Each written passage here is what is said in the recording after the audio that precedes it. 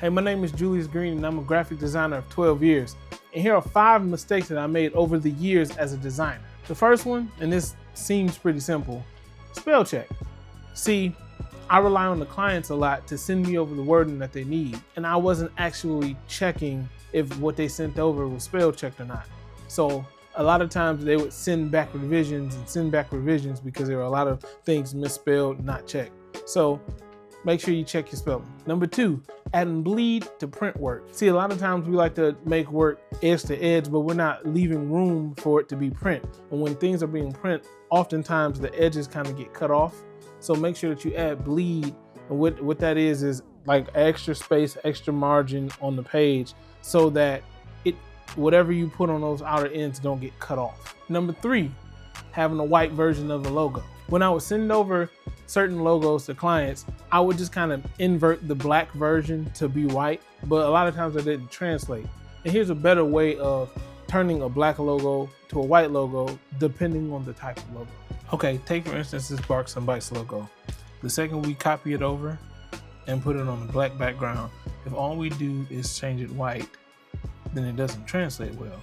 The dog kind of looks lost, that detail. So how do we fix it?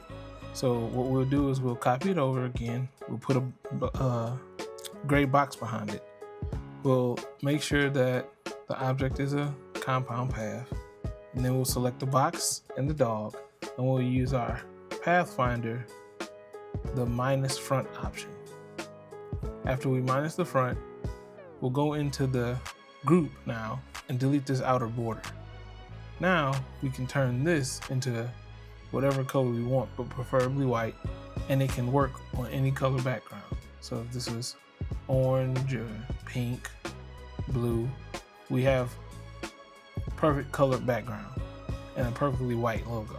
And speaking of logos, we'll say number 4, presenting the logo simply on a white background.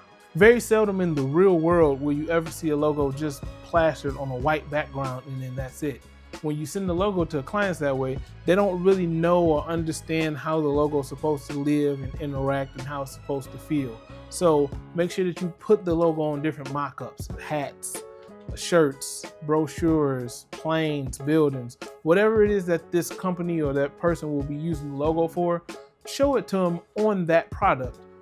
In those spaces. That way they really understand how that logo is supposed to live. Number 5, again, staying with logos, is sending one file type.